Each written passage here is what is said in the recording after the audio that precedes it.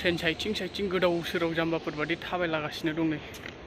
दा बहा थांनो फैदों होनबा भिडिअखौ नायलांबाय थादो आरो लोगोसे थाम्बनेल बा टाइटेलाव नायनानैबो एसे मिथिखाबाय जानांगौ थारमाने दा रङियाव दंफैयो आरो थाबायनोसो मोजां मोनो गारि गाखोबा बिराद फैसा खरसा जायो नालाय दा Twisam2 फिल्मा 30 आगस्टआवहाय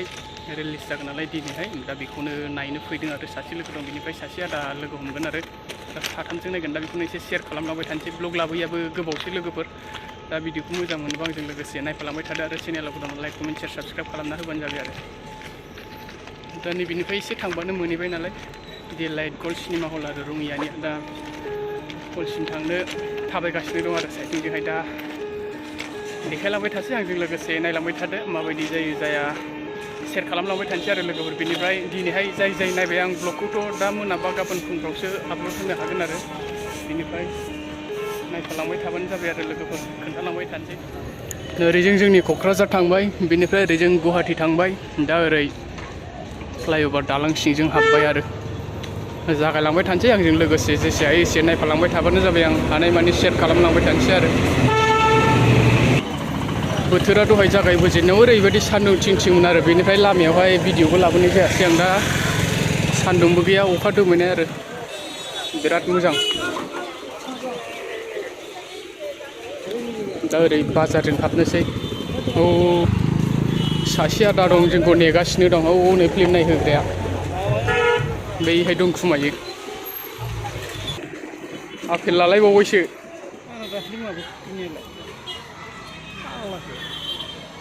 मा सिनेमा नायनो फैनाया फिल्माबो जाथ'वाखै नालाय ओरैनो दा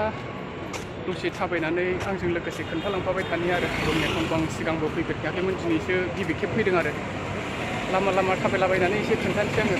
दहाय फैजेननायावथ' ओरैबायदि गरममोन सान्दुं थिंथारमोन आरो दा एसे रुइबाय सान्दुङा अखा हाहांहां नागिरदों दा ओरै सानै लोगोफोर दं आंजों सासे लोगो सासे आदा दं गारि गाखोनाय नेम गैया जोंना थाबायसो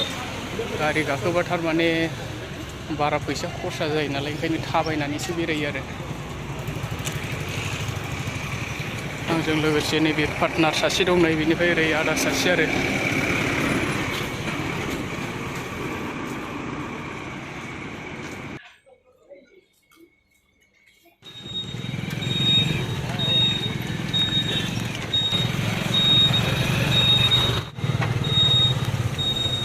लोगोफोर दा सफैबायानो फिल्म जागोन जायगासिम आरो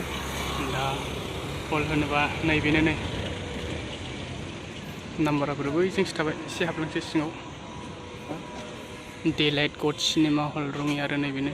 हला मानसिया इसिबां मानि गैया दाबो टाइमानो जानोसै बेनिफ्राय बिराद खम ना बोरैथाय बर' सिनेमा नायग्रा मानसिफ्रानो बर'फ्रानो खम खोमा बे जायगायाव बांद्राय मिन्थिलायलाङा आरो गिबि खेब फैनाय ना दिनैसो 1:35 जाबाय नै टाइमा ओमफ्राय दाबो मानसिफ्रा 10-20 जनसोल' जादों इन्ट्रेस्ट जागोन ना जायाथाय मानसि बुरजाबा गोगोम इन्ट्रेस्ट जायो दा सिङाव फारि खोन्थालांबाय थानोसै हलाथ' दाबो हाबखाखैनो टाइमा गोजाननिफ्राय फैनाय नालाय ओरैबायदि हाखु दाखु आरो जोंना बेनिफ्राय एडभान्स सफैग्रोबायबो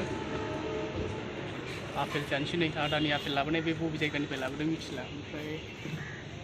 स्प्राइट लोंनोसै दा एसे रेस्ट लाबाय आरो फिल्माथ' दानो जाथ'वा 1 घन्टानि बारा दंबावसो टाइमा एडभान्स सफैबाय आरो 2टानिफ्रायसो जागोन नालाय दे खुलिद' थान्दा लोंना लाग्रोनोसै दा बोथोरा ओरैबायदि गरम ना दहाय फुरागासे थान्दा जादोंमोनलाय बोथोरा सान्दुं गैया मा गैया जादोंमोन आरो दा सान्दुं ओंखारफिनलायबाय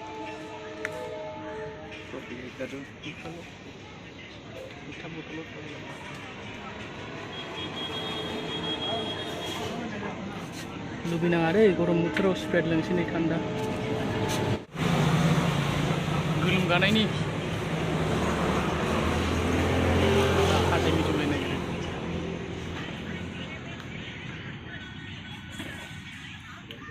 दसेल' थान्दा मोनो थान्दा लोंबाबो लगे आरो गरम जाफिनलायबाय फिथाइजों लोगोसे बेनिफ्राय आंनि गोथावसिन फिथाइ आरो आपेल सिखाबोथ' गैया नालाय अरखाना जानायानो गोथावसिन जायो आइसो माथो बारा मोजां गरम बारा साइज नङा बबेनिथाय काश्मीरनि नङा बायदि मोनदां साइजआव लकेलसो बायदि मोनदां आरएन फिल्म प्रडाक्सन बेनारानाय लोगोफोर नोंथांमोनहा गोबां बयबो सोरबा निउस टिउसफ्राव नुखांबाय जानो हाखागौ आरो बयबो दा बेनो नै बेनारा ओरै बेक साइडजों दोनदों आरो बेनिफ्राय हला नैबेनो जाबाय आरो दसे उनावनो जासिगोन दा टाइमा बेसे जागोन माने 1:17 जाबाय आरो 2टानिफ्राय स्टार्ट जागोन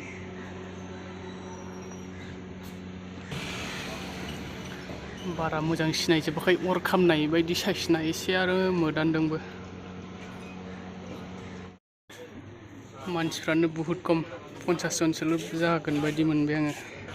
ओमफ्राय जोंना टिकेटआ ओरै मबाइलावसो अनलाइन खालामदोंमोन ना नैबे आरो नै साथामनि गांथाम दसे उनावनो जासिगोनानो साइडआवनो दंथ'यो आरो दाबो सिङाव जाबाबो जायाबाबो फैबाय जेखन नायनोसै आरो इन्ट्रेस्टखौ एसे खम जागोन बायदि मोनदां मानो होनबा मानसिया एसे खम ना अब्लाबो हाबलांसै आरो जोंनाथ' टिकेटआ मबाइलावसो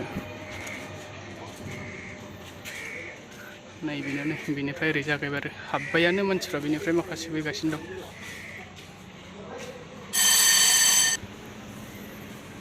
सिङाव हाबबायानो नै नैबेहाय ओरै दखान केन्टिन फिसा दं आरो दा नायनोसै माबायदि जायो हाबबोबाय मानसिखौनो बिराद खम मोनदों लोगोफोर बहाय रङियाव बर' मानसियानो खम ना बोरैथाय कुल जागायजेनबाय सरकार की तैयारी नै आबौसो रायलायगासिनो माथो और मैंने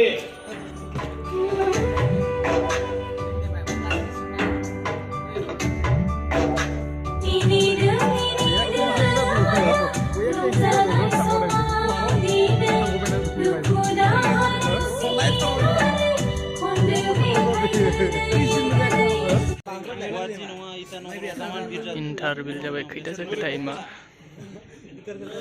3:22 मानसियानो गैया 100 जनसोल' दं खोमा गासै लांदां टारखौलानो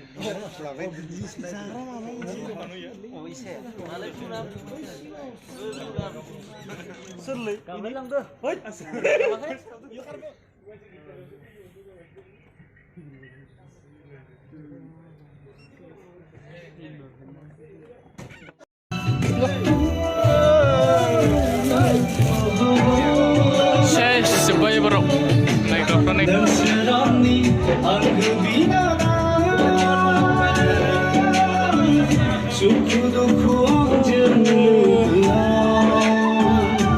बेखिनियानो मानसिफ्रा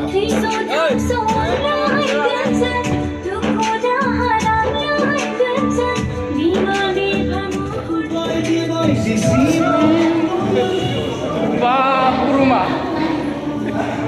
सिङाव थान्दा थान्दा थानानै गरमा बोरैबा मोनलायबाय ओंखारबोनानै एसि दंमोन ना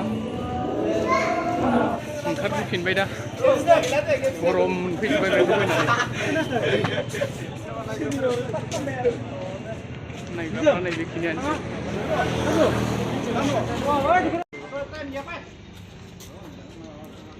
4:48 जोब्बाय मानसिया नैबेखिनि जाखिनि बे बायह्रायाव नुदों बेनो 50 जनसोनि एसे बारा जादों खोमा बांद्राय बुरजा मानसि गैया थांलायनोसैनो आदायाबो बावसो लोगो मोनलायनाय नालाय फिल्मखौथ' नायना माबायदि मोनखो एसे होनदो फिल्माथ' काहानिफोरा मोजाङानोमोन मोजां जादोंमोन खिन्थु मानसि जायैखायसो एसे दुखु नांबाय आरो 50 जनसोल' जादों खोमा बेबायदिल' जादों होमबा थांलायनोसै औ दे बिदिबा